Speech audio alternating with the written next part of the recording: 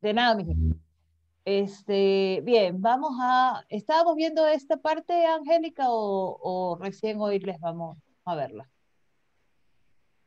Sí, nos quedamos en esta parte, En estaba esta parte sobre. explicándonos, sí, Sí, ok, nos estaba perfecto. explicando. Perfecto. Muy bien, dame un segundo que tengo que prender la luz, porque ya está cayendo el sol. Como pueden ver, ahí atrás se ve el reflejo. Denme un segundo.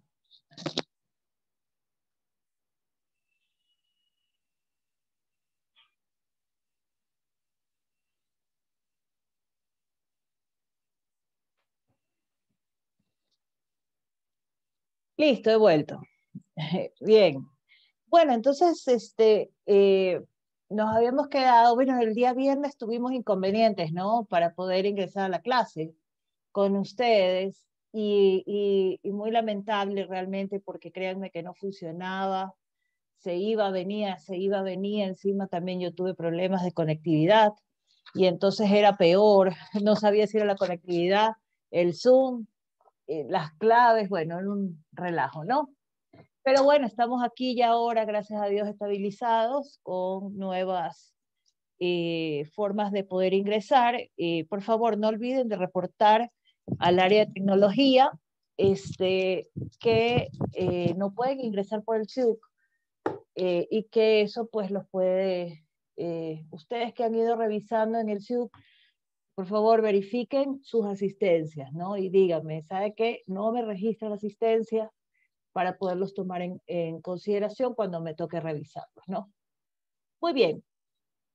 Entonces, bueno, yo les estaba explicando un poco después de que vimos los principios, ¿no? Estamos refrescando algunos temas que van a estar vinculados o relacionados eh, con nuestro tema de recursos administrativos, ¿no? Y bueno, yo les había explicado sobre el tema de los principios, cómo funcionaban y obviamente ahí darnos una idea de esta, voy a decir, de esta película que son los tributos, ¿no? Es decir, que el Estado, ¿a quién busca grabar? ¿Quiénes son esos sujetos, no? Porque fíjense ustedes, ¿no? Que en definitiva el Estado tiene estas políticas económicas, ¿no? Las que habíamos dicho que están basadas en lo que es el crecimiento económico sostenible, ¿sí? En relación a la producción interna de nuestro país, con el denominado PIB o PIB, que también se lo conoce, que es el Producto Interno Bruto, ¿no? Muy bien, eh, también conseguir pues la estabilidad de los precios y finalmente el fortalecimiento de del empleo o todo lo que tiene que ver con la política laboral o salarial, que es la que en sí nos va a interesar. ¿Por qué? Porque si tenemos personas que trabajan, producen y tienen buenos ingresos, ¿verdad? Pues entonces significa que su nivel de vida ha mejorado y obviamente el Estado tendrá que ver si es que entra o no entra a gravarse con la materia impositiva, sean pues de cualquier naturaleza, ¿no? Estos impuestos, ¿no? Y bueno, como les explicaba, les decía, nosotros tenemos que buscar siempre el crecimiento económico, ¿no? Sostenible. Y sostenible significa en el tiempo, ¿no? Entonces, por ejemplo, hoy les explicaba a sus compañeros de la mañana y les decía, eh, el COPSI nos da algunos incentivos tributarios, ¿no? Entonces, con esos incentivos tributarios significa que pueden venir recursos del exterior o, digamos, créditos internos, ¿no? O sea, nacionales, de banca pública o de banca privada, para el estímulo de emprendimientos, ¿no? Por ejemplo, ¿no? Y tenemos hoy en día, aprobamos una ley de emprendimientos, en donde también se dan algunos beneficios tributarios, precisamente con proyección al crecimiento económico, ¿no? Y sostenible. Entonces, por ejemplo, Si vienen capitales extranjeros, ¿no? Bueno, puede ser que ellos puedan poner una fábrica, me invento, en Durán, ¿sí? Y en Durán pues tienen beneficios tributarios de 10 años, ¿no? Entonces ahí está la sostenibilidad, es decir, obligo a este negocio nuevo, importante, ¿verdad? A que venga a radicarse en el país y que le doy el beneficio de la tributación, o sea, es decir, como un aporte que hace el Estado precisamente para que pueda sostener el negocio en el tiempo y claro, al año 11 empieza ya a tributar porque es una actividad económica que ha mantenido, digamos, su eh, estabilidad o sostenibilidad dentro del país, ¿no? Y sobre todo para negocios, algunos tipos de negocios, ¿no? También que a los que digamos, se encaminan, ¿no? Por ejemplo, al negocio inmobiliario, ¿no? eh, Hace falta vivienda, ¿no? Sea pública o privada, ¿ya? Pero necesitamos empresas sólidas, buenas, que vengan al país digamos, a desarrollar esos proyectos, ¿no? Entonces, a través de estos incentivos es que, digamos, podemos ver o podemos poner en el mercado, pues obviamente, tema de sostenibilidad productiva. Bien, eh, conseguir la estabilidad de precios significa que, bueno, ustedes saben perfectamente que nosotros estamos dolarizados y de alguna manera esa dolarización, esa moneda dura que se le llama, ¿verdad? Porque compite con el euro, y están ahí, a veces uno está arriba, a veces otro está abajo, a veces tienen muy pocas diferencias, ¿no? Sin embargo, nos permite, digamos, tener una economía un poco más estable, ¿no? A pesar de que padezcamos de este tema de la sostenibilidad o del Producto Interno Bruto que a veces se nos descontrola, digámoslo así. ¿Por qué? Porque obviamente, por ejemplo, ahorita en la pandemia, la adquisición de bienes y servicios ha bajado. Y obviamente eso impacta en la recaudación y efectivamente el Estado no tiene la recaudación ideal o permanente o estable que ha podido tener constantemente o en crecimiento, ¿no? Es decir, mejorar, subirla, ¿no? Entonces, pese a los ajustes y todos que se han hecho tributarios, ¿no? Muy bien. También tenemos el tema de fortalecimiento del empleo, ¿no? Una de las cosas que conversaba con el curso de la mañana, ¿no? Y después abrí debate, ya mismo abro debate también por aquí. Les decía, ¿no? Les decía a ellos que estamos en un año de campaña, ¿no? Porque ya vienen las elecciones para presidentes el próximo año, ¿no? Y les comentaba y les decía, fíjense ustedes que hay un candidato, ¿no? Por si acaso, esta no es una clase de política y no estamos hablando de nada de política, somos muy objetivos en ese sentido, pero son casos importantes que tenemos que ver y precisamente un poco para que ustedes entiendan de dónde nace ciertos reclamos o ciertos comentarios que hacen justamente los economistas o justamente personas que conocen de esta materia, como son los abogados, ¿ven? Que conocemos, y más aún los tributaristas, ¿no? Que lo conocemos. Entonces yo les decía que eh, el señor Lazo, ¿no? Que es uno de los candidatos, realmente se ha llevado dos, digamos, momentos inapropiados, por así calificarlos, ¿no? En donde ha tratado al pueblo expresándose de una manera que ustedes ya saben cómo usó pues, su expresión. Y la otra expresión pues, que tuvo fue aquello del tema de las cervezas, ¿no? Sí, que las cervecitas del pueblo, que no sé qué, que no sé cuánto. Entonces, fíjense ustedes, ¿no? Un hombre que, y yo les ponía de ejemplo, ¿no? Y les decía, fíjense ustedes que él, eh, en su carrera bancaria, ¿no? Como administrador y como accionista importante del Banco de Guayaquil, desarrolló un proyecto que se llamaba el Banco del Barrio, ¿no? Y entonces ese era un banco realmente para las personas del pueblo, ¿sí? O sea, es decir, de clase quizás baja, ¿no? Porque los puso en las tiendas y en los barrios, ¿verdad? Para precisamente reactivar la economía. Yo les había contado que yo había trabajado en la superintendencia de bancos, ¿ya? Y cuando nosotros estuvimos en la superintendencia de bancos, nos dimos cuenta de que existían personas de bajos recursos, pero que podían tener, o sea, que trabajaban con un salario básico y no tenían acceso a la banca, ¿sí?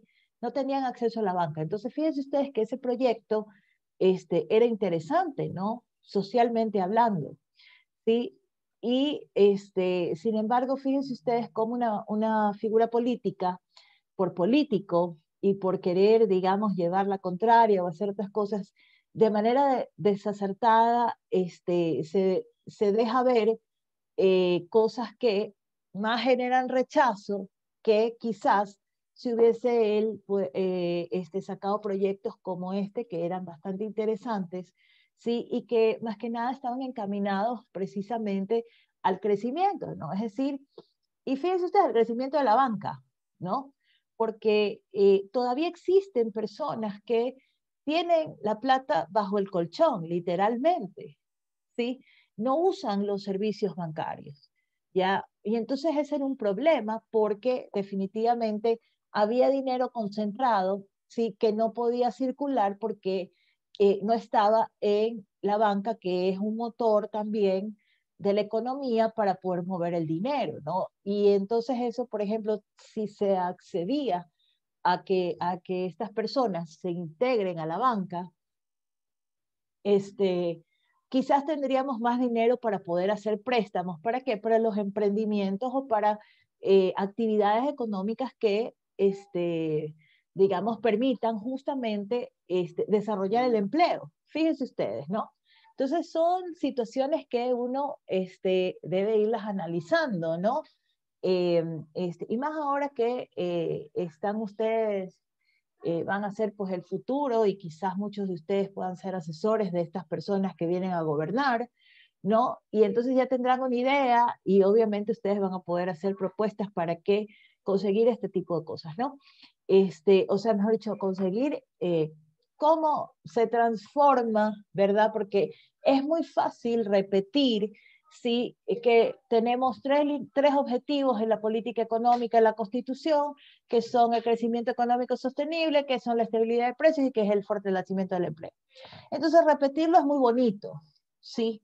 Pero entenderlo en realidad es mucho mejor y sobre todo poder ejecutarlo, hacer propuestas, es más que mejor, ¿sí? Porque eso significa que existe gente innovadora, existe gente que piensa un poco más y que real y verdaderamente usamos la política económica en beneficio del Estado, ¿no? En beneficio de los ciudadanos. Sí, bueno, había hablado sobre los tipos de política económica, ¿verdad? Y hablamos sobre la política monetaria, que no es otra cosa que buscar pues, una estabilidad de los precios, ¿no? Por eso es que nosotros nos preguntamos, y ustedes habrán escuchado en las noticias, ¿no?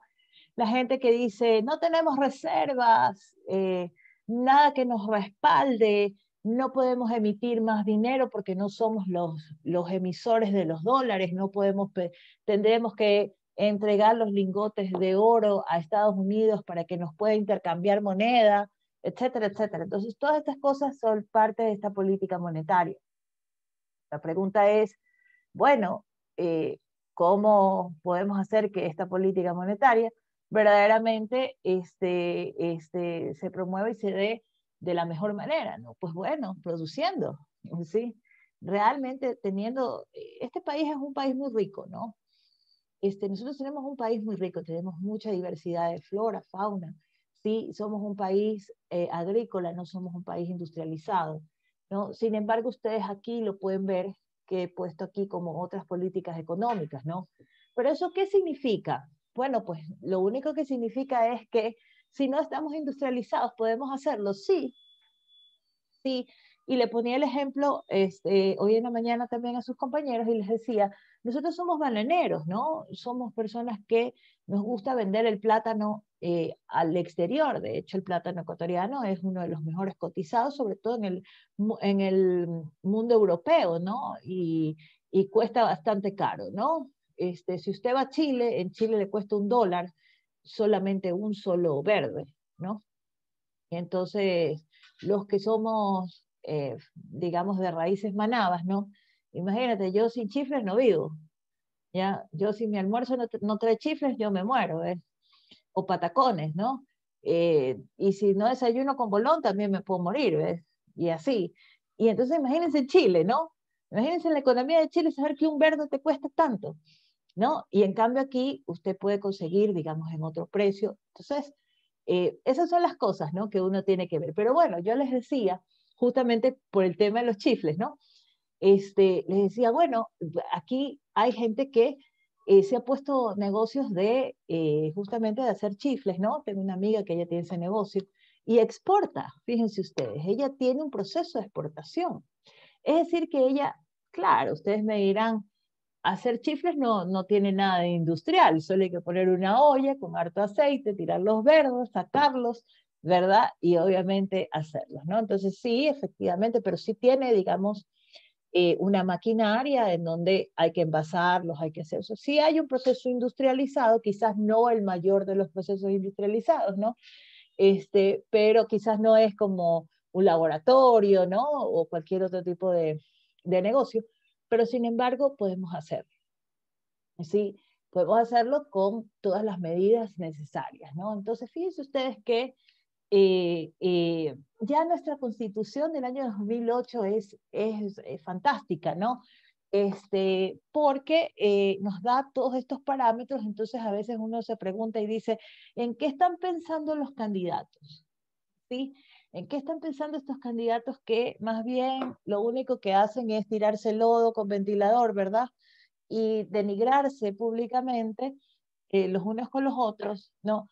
¿A quién le interesa realmente la vida privada de nadie? No, nada, ¿no? Más bien tenemos que buscar personas que sean muy profesionales, porque fíjense ustedes que una persona muy ética, ¿sí? Una persona de trabajo con ética, ¿sí? Nadie va a dudar de su vida personal, ¿sí? Nadie va a dudar de su vida personal. Muy probablemente sea una persona muy íntegra, ¿no? Porque hace valer, mejor dicho, porque viene con los valores que necesita para poder servir, ¿sí? Entonces, realmente como sociedad tenemos una facilidad para destruirnos, ¿no? O pensar que nadie es útil, o pensar que nadie tiene la capacidad o digamos, la buena fe, más que nada, porque eso es lo que nos han demostrado estos últimos tiempos, ¿no? En donde hemos visto pues muchos actos de corrupción y demás, ¿no? Entonces, como les decía, el tema de la política monetaria, ¿no? Eh, debemos de tomar, digamos, en cuenta y tener todos los elementos necesarios para que esta política sea la más óptima, ¿no? La política fiscal, que es justamente la que nos preocupa a nosotros, fíjense ustedes, está dentro de esta política económica, es decir, tenemos que buscar los recursos que ayuden al Estado, ¿verdad? Para poder manejar justamente todos los derechos que la Constitución del año 2008 están establecidos, ¿no? Derecho a la vivienda, derecho al trabajo, derecho, ¿sí? A la salud, ¿no? Entre otros, que son, digamos, también importantes, ¿no? El acceso a la justicia, como otros, ¿no? Que hay que implementar, ¿no? O que hay que hacer. Los derechos de la naturaleza, que hay que respetar y así. Podríamos quedarnos mencionando algunos derechos, pero eh, el tema es que necesitamos un conjunto de medidas, ¿sí? E instrumentos que utilice el Estado para poder hacer la recaudación. Ya lo vimos cuando hablé sobre el tema de la suficiencia, el principio de suficiencia recaudatoria, ¿verdad? Y dije, el Estado tiene que ser eficiente para poder recaudar, ¿no? Ustedes recordarán que justamente por el tema de la pandemia se quiso lanzar un proyecto de ley en donde decía que los trabajadores tenían que aportar con un porcentaje, hizo una tabla de escalas, ¿no? En donde unos tenían que aportar el 1, el 2, el 3, hasta el 5%, dependiendo de los rangos salariales, ¿no? Y entonces, claro, el pueblo dijo, o sea, te tengo que pagar impuestos, ¿ya? Me botan del trabajo y encima tengo que, si me toca pagar, tengo que ver de dónde saco para pagar. Y encima otro impuesto más, una aportación por una sola vez, o sea, por una sola vez, sí, no era ni suficiente, ni por una, ni por la mitad, ni por nada, dijo el pueblo, ¿no? Y por eso el pueblo realmente dijo no. Y claro, la Asamblea Nacional, frente a esta situación, no se iba a tirar el pueblo encima y les dijo negativo, no pasa el proyecto. Sí. Pero la pregunta es, ¿realmente ellos sabían potencializar lo que teníamos? Y por eso yo les ponía, ¿no?, el caso y les decía, ¿dónde está la solidaridad del ecuatoriano? ¿Dónde está el ingenio? O sea, fíjense ustedes, yo decía, si estamos en una guerra, ¿no? ¿Qué vamos a hacer? No tenemos todos encerrados y nos moriremos de hambre o hasta que vengan y nos invadan o nos ataquen o nos caiga una bala perdida, ven, porque no supimos reaccionar como país y lamentablemente las políticas económicas del gobierno no eran suficientes, ¿sí?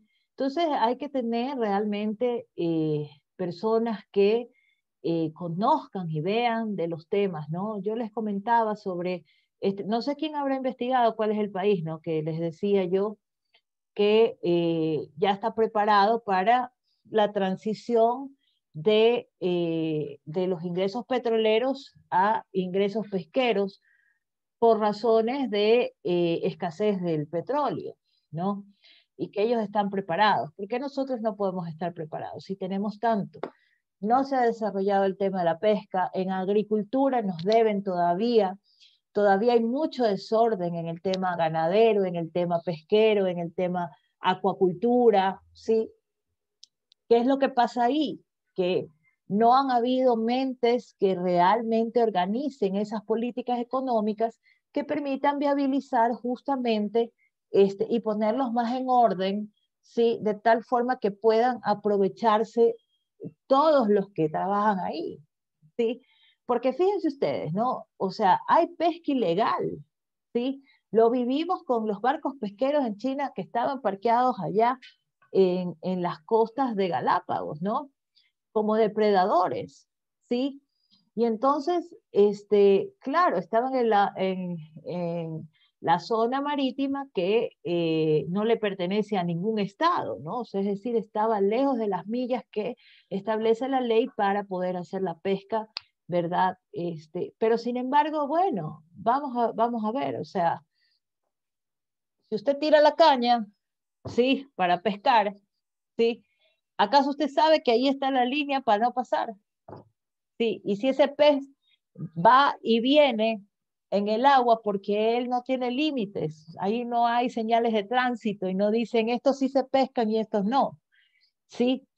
Y entonces esas son las cosas y las preguntas que debemos hacernos, ¿no? Siempre hay una maestría en Perú que es sobre fiscalidad y siempre les preguntan, ¿no? Les dice que hay un barco que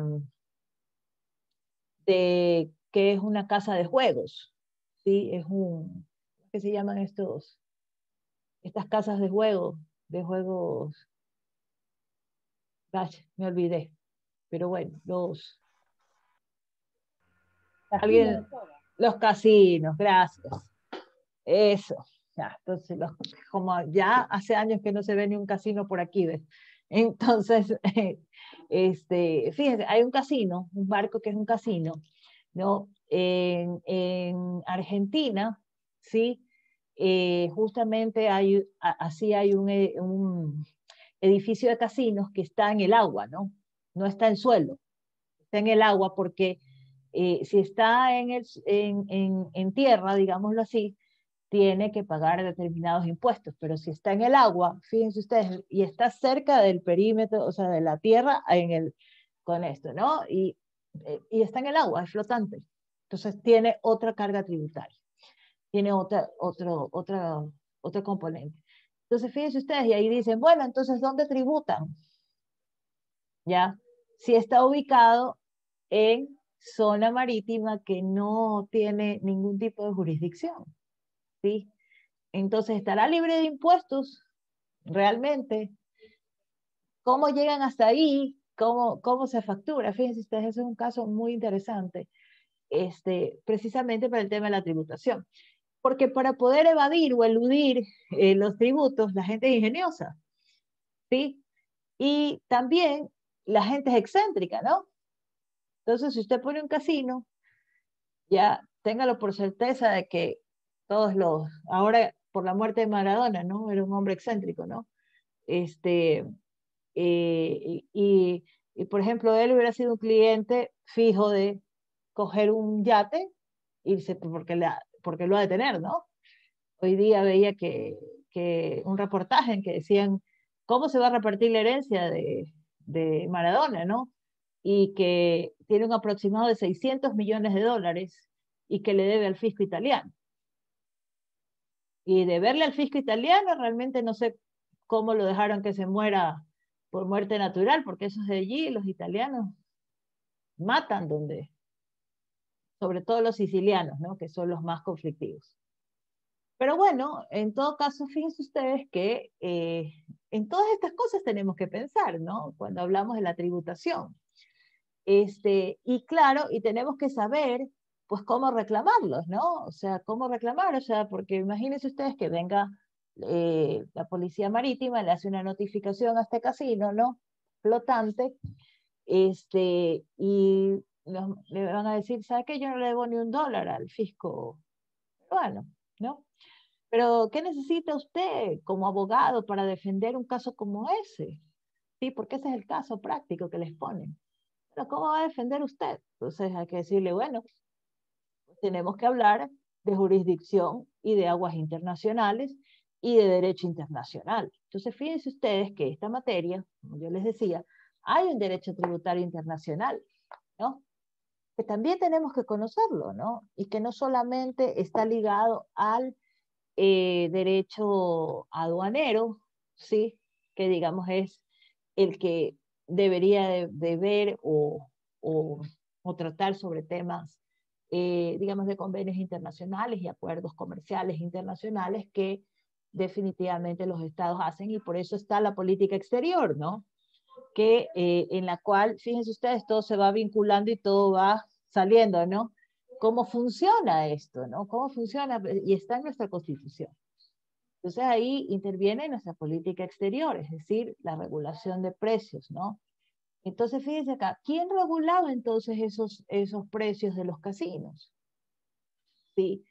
Y entonces ahí, ¿qué era lo más lógico que iba a pasar?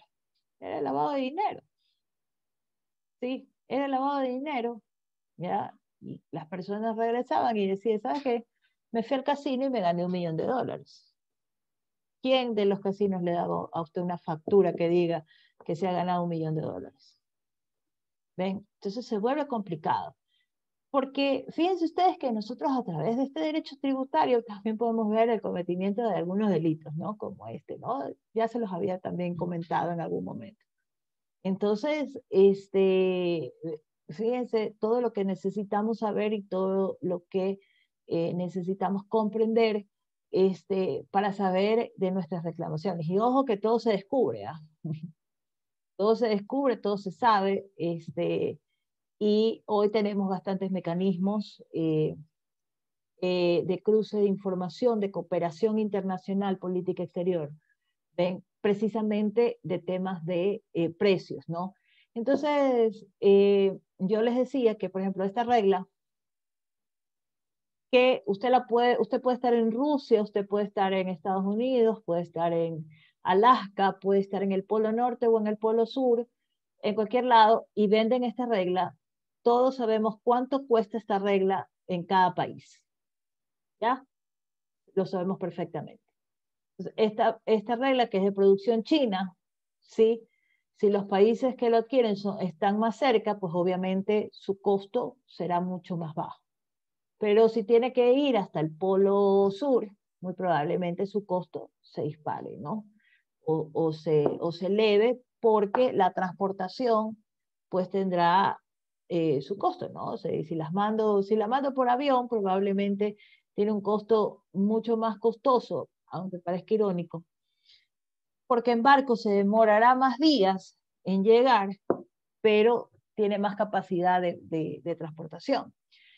Y el combustible, digamos, y todo el sistema marítimo es un poco menos costoso que el sistema aeroportuario, ¿no? De carga y demás. Entonces, eso se conoce, se sabe, ¿sí?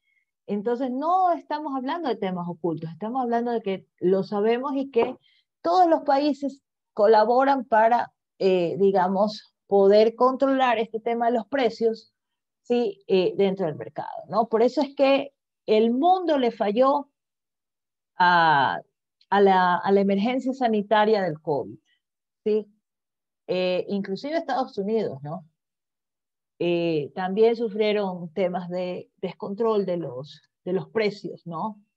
Y esperemos que el tema de la vacuna no ocurra de la misma manera. Esperemos que se haya aprendido la lección y que podamos nosotros realmente hacer mejor las cosas, ¿no? Fíjense que en el tema del COVID, un poco para comentarles, ¿no? La aduana, ¿sí? Para todos aquellos que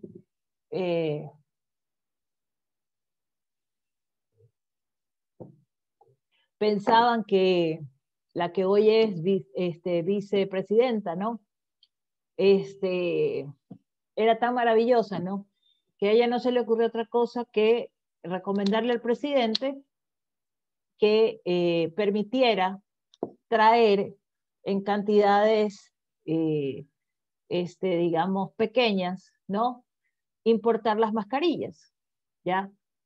Y eso fue lo que encareció justamente el mercado, porque aquellas empresas grandes que producían las mascarillas empezaron a enloquecerse porque yo, persona natural, podía traer hasta $500 en ese producto.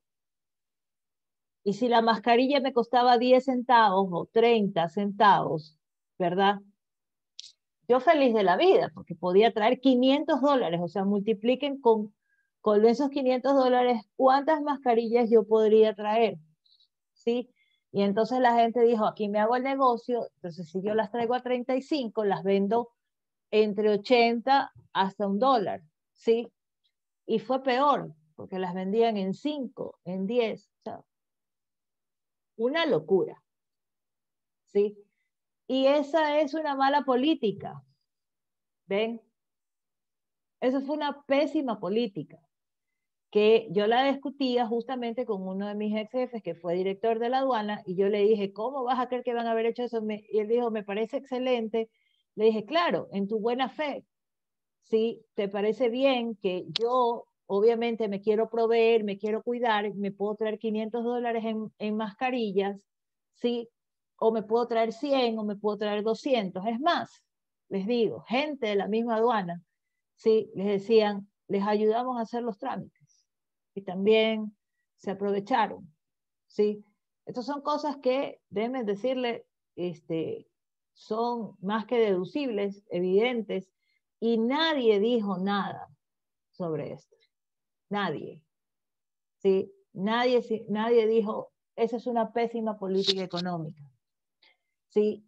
Que descontroló el mercado. ¿Sí? Y lo mismo pasó con los fármacos, ¿no? Con el tema de los fármacos. Además que, súmele usted al tema de que, por ejemplo, Colombia tiene producción de componentes de los medicamentos que elaboraba, ¿no? Se elaboraban para contrarrestar el COVID. Ellos, y lo digo porque conozco el caso, ¿no? De laboratorios de ellos que tienen aquí, y les dijeron, no les vamos a mandar más los insumos, ¿ya? Porque están restringidos para Colombia. Y muchos países restringieron la salida de esos medicamentos, porque claro, las muertes eran a diario y eran por cantidades impresionantes. ¿Ven? Y entonces, la pregunta, señores, ustedes que están próximos a ser profesionales, ¿sí? Y a salir de esta carrera, eh, es, es preguntarse, ¿queremos esos gobernantes? ¿Queremos realmente personas que no sepan de esta política económica, que tomen decisiones a la ligera y que digan, no, a mí me parece que esto, sí. Fíjense ustedes que yo en algún momento de mi vida tuve una persona que era una persona muy mayor, sí, y así mismo hubo una emergencia, ¿no? En el país, por el tema de las lluvias, ¿no? Pero vamos, somos Ecuador, sabemos perfectamente que el fenómeno del niño siempre vendrá, eso es algo cíclico de la naturaleza, llega cada ciertos años, ¿sí? El niño y la niña. Es algo ya previsible, es algo que el país tiene que estar ya con medidas y políticas preventivas, que hasta el día de hoy no se han desarrollado, porque eso nos pasó justamente con el tema de los terremotos y con el tema de la pandemia, ¿sí? La Secretaría Nacional de Riesgo solamente cree que el único siniestro que puede pasar en el país es un temblor, ¿sí? Y no ha desarrollado prácticas digamos, políticas para todo tipo de siniestros, ¿no? Que es el terremoto, que es maremoto, que es las inundaciones, ¿no? Los fenómenos naturales. Por ejemplo, en Estados Unidos, ¿no? Ustedes ven que ellos están preparados para el tema de los huracanes. Las personas saben lo que tienen que hacer, ¿sí? Saben que tienen que cerrar sus casas, saben que en sus casas tienen que haber doble ventana, ¿sí? Con picaportes y seguros para que no les rompan los vidrios, los vientos, para que no haya, digamos, también, por ejemplo, gente que vive cerca de bosques, ¿no? Por ejemplo, una amiga mía en el último huracán, hace unos pocos meses, estábamos preocupados por ella porque en el chat ella decía, mi árbol se acaba de caer encima de mi casa, ¿ya? Claro, ella no podía sostener el árbol, ¿no? Ni la naturaleza ni nada, y le destrozó una gran parte de su casa, y aparte de eso la dejó sin luz, ¿ya? Y eso, ella tenía comida en su refrigerador, no podía salir porque los vientos seguían, no había quien vaya a rescatarla por un buen tiempo, entonces tenía que dormir con un mal olor de comidas podridas y todo lo demás. Fíjense ustedes. Entonces, esas son las cosas en las que tenemos que pensar. eh, y para aquellos que no saben, ¿no? Que no saben y que no entienden realmente para qué se utilizan los tributos, ¿sí? ¿Para qué? ¿Para qué el Estado necesita hacerlos? El Estado está encargado de todo esto, ¿sí? Entonces, no son cosas fáciles, ¿sí? Son cosas en las que tenemos que pensar y que realmente tenemos que aprender a solucionarlas, ¿sí? Entonces, cuando la gente llega al gobierno, ¿no? Como les decía, ahora que estamos en campaña electoral, sí es importante que si pasa algún candidato y usted tiene la oportunidad de hacerle una pregunta, ¿sí? Usted le diga, bueno, ¿cuál es su política agraria? Porque en este país no hay desarrollada la política agraria. ¿Quién ustedes ha escuchado que va a haber una política agraria? Sí, el campesino va a recibir crédito. Solamente hay que darle plata al campesino para que desarrolle cuando tenemos una normativa que no colabora en nada, cuando hay que modificar las leyes, cuando tenemos que organizar realmente y no permitir que lleguen grupos económicos que son los únicos que se benefician y que se aprovechan, ¿sí? Porque eso es una realidad, ¿sí? Eso es una realidad. Yo tomaba tesis a unas chicas en estos últimos meses, ¿no? Y ellas hablaron justamente, bueno, como yo soy de la línea tributaria, hablaron de un tema aduanero, ¿no? Entonces, había un problema en Guaquillas, ¿sí? Y claro, en Guaquillas pasa lo que ustedes ni se imaginan que pasa, ¿sí? ni siquiera se alcanzan a medir con todo lo que pasa ahí. Entonces yo le preguntaba y le dije, yo conozco los problemas de Huaquilla y conozco, sé, los problemas que hay ahí, son profundos, ¿sí? Tráfico de gas, ¿no? De combustibles, ¿sí? No hay control, ¿sí? La gente pasa contrabando, ni se imaginan el alto contrabando que pasa por ahí, ¿ven? Entonces la pregunta es esa, ¿no? ¿Dónde están las políticas económicas que proponen los gobiernos y que quieren cegarse, ¿no? Fíjense ustedes, Esmeraldas también es una provincia afectada por la narcoguerrilla de la frontera, ¿sí? Entonces, son realidades que nosotros nos tenemos que preguntar y decirles a estos candidatos, bueno, ¿qué va a hacer usted? ¿Sí? ¿Qué va a hacer usted realmente? ¿Sí? Porque esa gente se muere todos los días y hay los peores crímenes, hay las peores cosas que ustedes se puedan imaginar. Por eso es que, fíjense ustedes, yo que trabajaba en temas de agua potable, yo decía, ¿por qué? Y hubo un escándalo, ¿no? En Esmeraldas, en donde la empresa de agua potable no podía, ¿sí? Construir y hacer las cosas precisamente por todo este tema, por estos problemas profundos que tienen, ¿sí? Y que nadie toma acciones, ¿no? Bueno, por eso volaron algunos de los recintos militares, ¿no? Entonces la pregunta es, ¿por qué? ¿Sí? ¿Por qué? ¿Qué es lo que pasa? ¿Por qué no hay acercamiento? ¿Sí? Entre otros casos que hemos vivido a través de la historia, ¿no? Del país y que no podemos olvidar, ¿no? Entonces, ir a bailar y a cantar en una tarima, en un recinto político, ¿sí? Darles el voto y luego arrepentirse, ¿no? Porque cuando ya les toman la elección y le dice, ¿usted sabe lo que dice la Constitución sobre la política económica?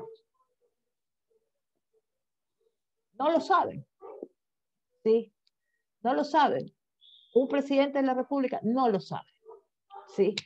Y entonces, ahí es donde se quedan mudos. Por eso, fíjense ustedes que Estados Unidos realmente, digamos, ahora que tuvo su proceso electoral, hizo un debate, ¿no? Entonces dijo, bueno, hablen sobre los problemas de fondo que tiene la sociedad, ¿no?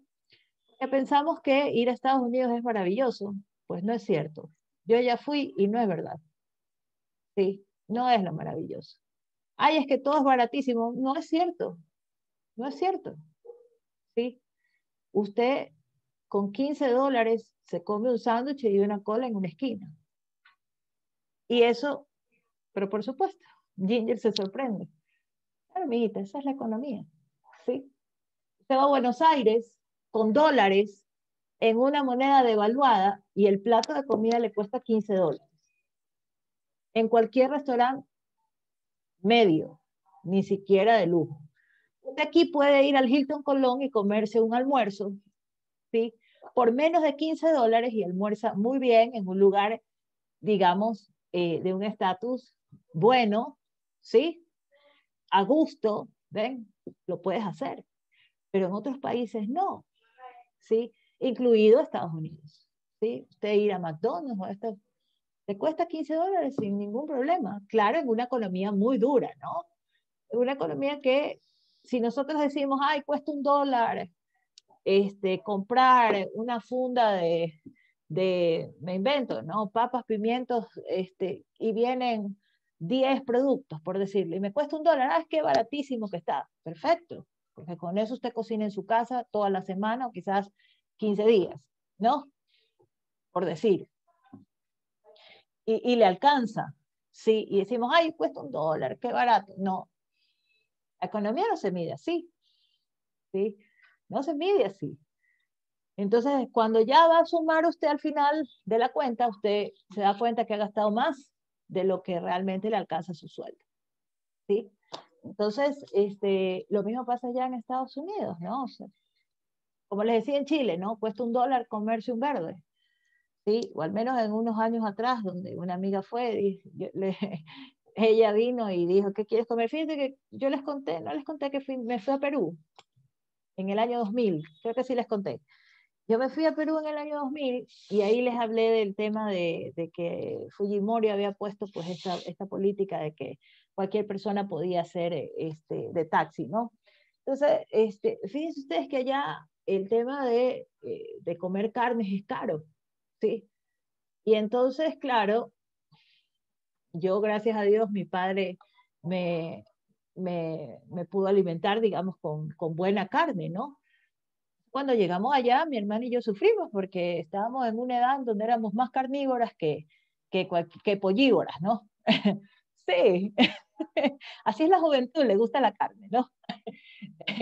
Sí, bueno, y te da hierro, ¿no? O sea, no, es buena, sí, y en la juventud pues tú comes carne, ¿no? Ya después cuando uno va viendo que el proceso, digamos, de, de poder eliminar, digamos, las carnes, ¿no? Se vuelve, porque el metabolismo se vuelve más lento, pues obviamente ya vas dejando de comer carne, ¿no? A medida que vas creciendo en edad. Entonces ahí ya te vuelves más pollívoro, o sea, puro pollo, ya, o vegetariano, o pescado, que digamos son mucho más fáciles de digerir. Entonces, fíjense ustedes, o sea, eso son partes de la vida, ¿no? De la naturaleza. Pero en esa época, que ya les digo, tenía como 20 años yo, claro, cuando fui, ¿no? Y dije, bueno, vete una lasaña. La lasaña era una capa de fideo, una capa de queso y una capa de jamón. Esa era la carne, ¿sí? Eso era lo que fungía de carne. No había carne molida ni nada por el estilo. Te comías una hamburguesa y costaba la vida. ¿Ves? Siquiera te costaba $10 el combo, cuando tú aquí te lo puedes comer en $5, ¿no? Entonces, te costaba mucho más. ¿Ves? Entonces, yo no lo sabía. Por ejemplo, leche, sí, ellos toman la leche Gloria, la evaporada, con agua, ¿ya? Esa es la leche que ellos toman. Entonces tú dices, la leche evaporada es para hacer postres, para hacer... A nadie se le ocurre tomar leche evaporada, ¿ya? Entonces, fíjate la combinación, ¿no?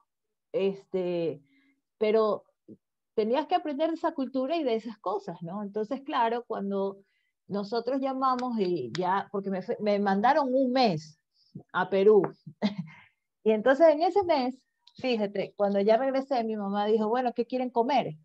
Yo llegaba mi vuelo aterrizaba a las 7 de la mañana aquí en Guayaquil. Habíamos salido desde la madrugada, ya, para llegar aquí a las 7 de la mañana.